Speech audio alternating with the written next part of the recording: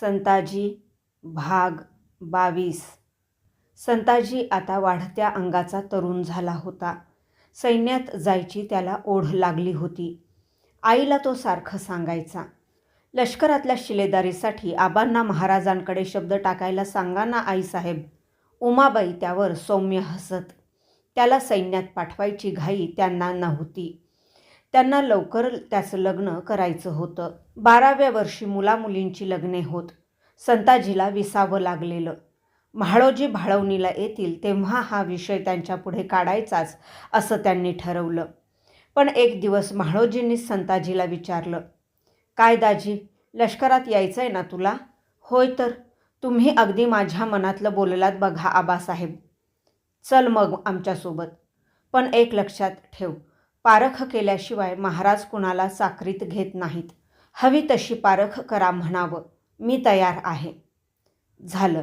संताजीची प्रयाणाची तयारी सुरू झाली. त्याची ती लगबग पाहून कोकण्या हसू लागला.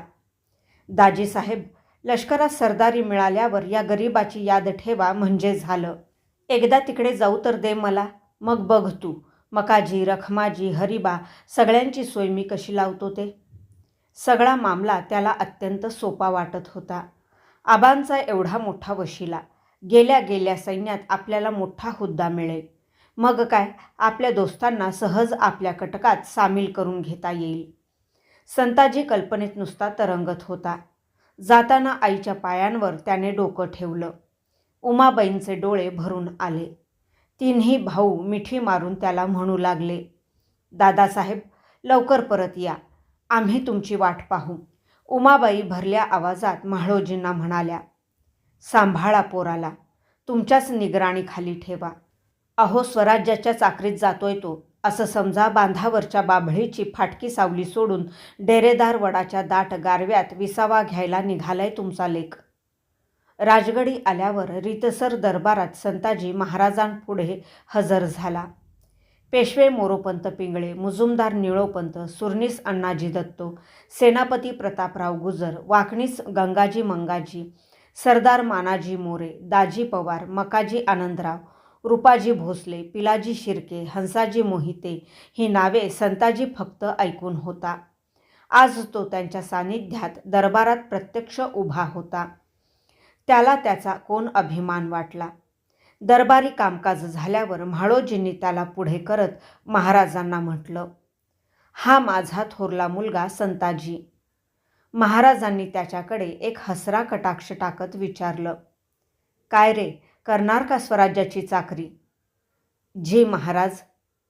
ठीक, पण स्वराज्याच्या शिपाईगिरीत सुबत्ता नाही बरं का.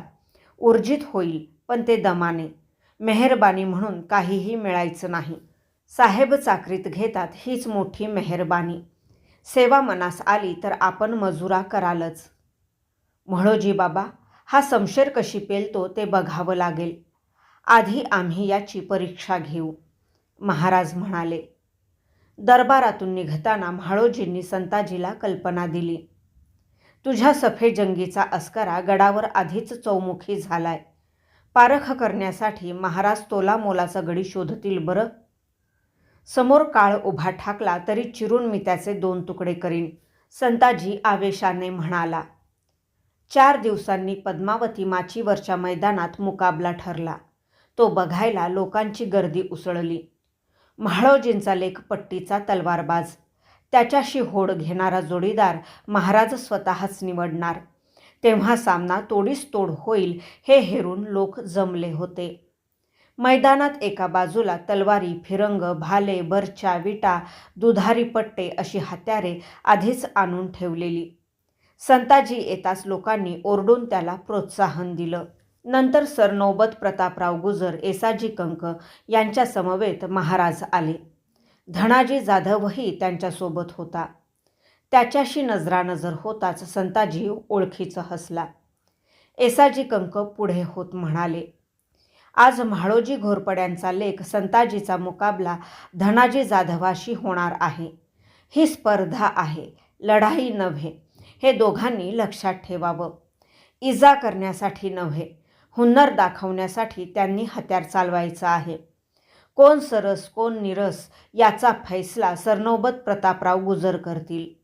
आधी यांची घोडदौड पाहू, मग बर्ची भाला नि विट्याची फेक पाहू. पट्टा चालवण्याचाही काही मुजाहरा दोघांनी दाखवावा. शेवटी तलवारबाजीचे तमाशे पाहू. मोत्तद्दारांनी 2 तगडे घोडे मैदानात आणून उभे केले. त्यावर स्वार होऊन दोघांनी सफाईने रिंगण घेत मैदानातले सर्व अडथळे लिलया पार केले. भरधाव दौड सुरू असताना अचानक घोडा जागच्या जागी थांबवण्याचं त्यांचं कसब अप्रतिम होतं. धावत्या घोड्याच्या पाठीवर बसून अनेक कसरती त्यांनी केल्या. एका बाजूला ओणवं होऊन कौशल्य दाखवताना दोघे घोड्यावरून खाली पडतील की काय अशी भीती लोकांना वाटली. पण घोरपडीसारखे घोड्याच्या पाठीला ते घट्ट चिकटलेले.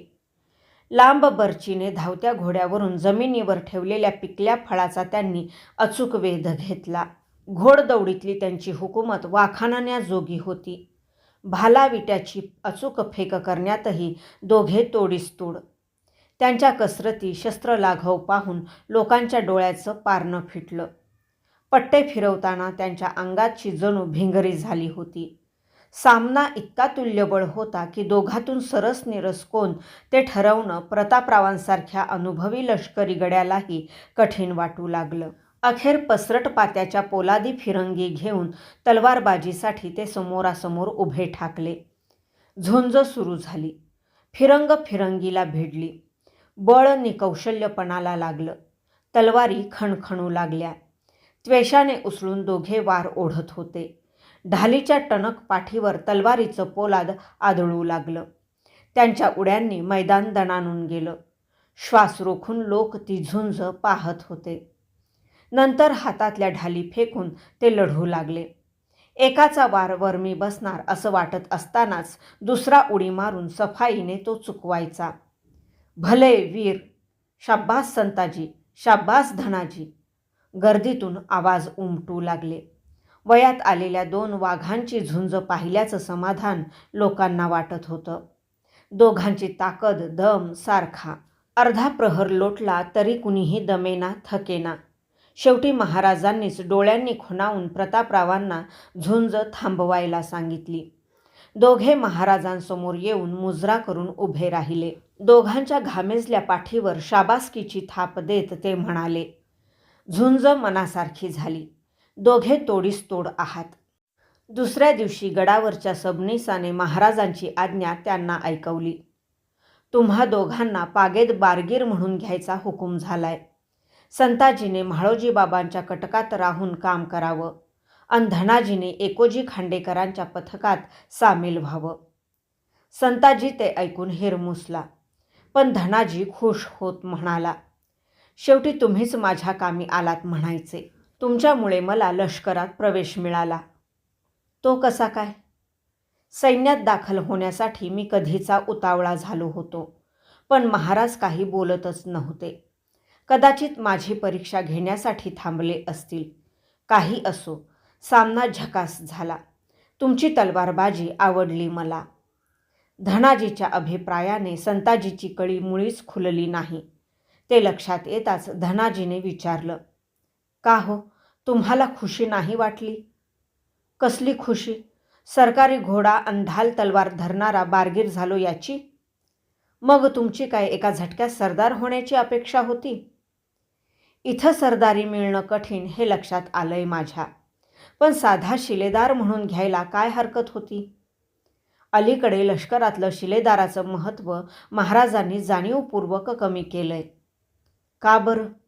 शिलेदार स्वतःच्या मालकीचा घोडा नि हत्यारं घेऊन सैन्यात येतो. लढाईच्या वेळी शिपाईगिरी नि सुगीच्या दिवसात शेताभातात कष्टकारी हा त्याचा नियम. तसा तो काही सरकारचा नोकर नव्हे. तो आपल्या मर्जीचा मालक. म्हणून काय झालं? सैन्याला त्याची गरज नाही काय? सुरुवातीच्या काळात होती, आता नाही. म्हणजे आधी सैन्य लहान होतं. शिवाय लढाऊ माणसं मिळण्याची मारामार. आता मोप माणसं मिळतात. राज्य चालवण्यासाठी हुकुमाचे ताबेदार चाकर लागतात. स्वतःच्या मर्जीनुसार वागणारी माणसं नव्हे. अशा लोकांमुळे सैन्याची शिस्त बिघडते. धनाजीचा खुलासा संताजीला पटला. पण बारगीर म्हणून आपल्या सेवेची सुरुवात व्हावी हे शल्य त्याच्या मनातून काही केल्या जाईना. तो आणि धनाजी यांची लष्करी उमेदवारी एकाच वेळी सुरू झाली. एकाच शिणेचे असल्यामुळे त्यांच्यात मैत्री निर्माण झाली. भाग 22 समाप्त.